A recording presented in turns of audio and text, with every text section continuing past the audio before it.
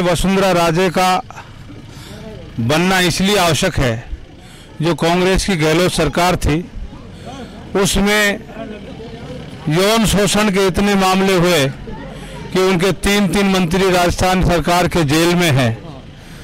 3 मंत्रियों को महिला उत्पीड़न के कारण मंत्रिमंडल से हटाया और हालात ये है कि राज्य सरकार इसी मामले में लगी रही।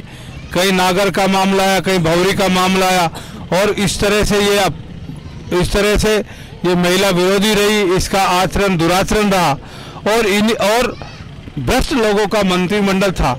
आपने पिछले दिनों देखा होगा, राहुल गांधी की उपस्थिति में राजस्थान सरकार के पीडब्ल्यूडी मिनिस्टर भरत सिंह ये कहते हैं कि इस कैबिनेट से चुनाव नहीं लड़ा जाएगा, ये तो सब चोरों का एक गिरोह है और मैं अगला चुनाव नहीं लड़ना चाहता। उन्होंने मना किया। अभी पिछले दिन देखा, हेमाराम जी बहुत ईमानदार आदमी, हेमाराम चौधरी रेवेन्यू मिनिस्टर थे, उसने स्पष्ट रूप से मना कर दिया, गायब हो गए, बंबई चले गए कि मैं चुनाव नहीं लड़ना चाहता। इसलिए नहीं लड़ना चाहता कि कांग्रेस की छवि खराब है, इन पर दुराचरण के आरोप लगे हैं, इन पर भ्रष्टाचार के आरोप लगे, इन पर किसान विरोधी आरोप है, इन्होंने नौजवानों को रोजगार नहीं दिया। जितनी भी वैकेंसी निकली वो सारी कोर्टों में पेंडिंग है। इन्होंने गुजरों से वादा किया था 5% आरक्षण का, वो कोर्ट में 5 साल तक पड़ा रहा, वो ये नहीं कर पाए। इसलिए जनता राजस्थान की त्रस्त है।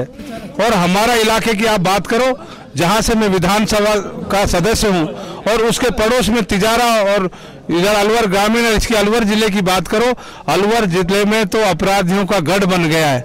हम जम्मू कश्मीर में आतंकवादियों की घटना के बारे में पहले बचपन में सुनते थे, लेकिन ऐसा लगता है आतंकवाद तो हमारे बिल्कुल करीब आ गया है। जिस गांव में आप आए हो, यहाँ इस गांव में पूरे गांव के सामने लुटेरे 2 भैंसों को मेटाडोर में चढ़ा के ले गए, हथियार चलाते रहे, पुलिस को फोन करते रहे, पुलिस नहीं आई। और चूंकि गांव के पास तो लाठियां हैं, हथियार है नहीं लाइसेंस के, इसलिए उन अपराधियों के ऊपर इलीगल हथियार है। यहां से आज तक वो भैंसें बरामद नहीं हुई। और पूरा रात को खेत में, हमारे यहाँ सब लोग खेती करते हैं, खेतों में सोते हैं। खेत में सोने वाला बुजुर्ग डरता है, वो मोबाइल लेके सोता है। बच्चे कहते हैं बाबा कोई हारी बीमारी हो जाए, कोई बीपी हो जाए, कोई उल्टी हो जाए, बुखार हो जाए, पानी नहीं हो या चाय की जरूरत हो तो घंटी बजा देना। बाबा कहता है घंटी तो बजा दूंगा भैया, लेकिन एक कोई आ जाए तो मैं घंटी नहीं, आप इसका नंबर दूसरा बदल दो, क्योंकि अपराधी आएंगे, हथियार लेके आओगे, तुम आओगे लाठी लेके आओगे, तो लाठी से कोई रिवॉल्वर का मुकाबला, बंदूक का मुकाबला नहीं होता है। इसलिए यहाँ भय का माहौल है।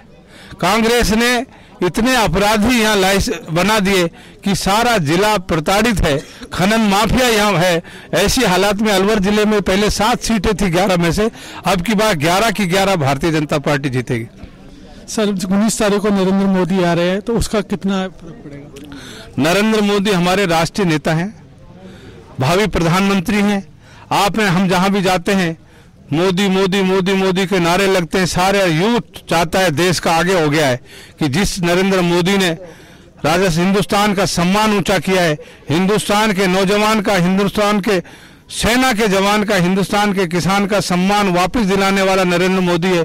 इसलिए इसको प्रधानमंत्री की गद्दी दें, हमको निश्चित रूप से फायदा मिलेगा सब लोगों को।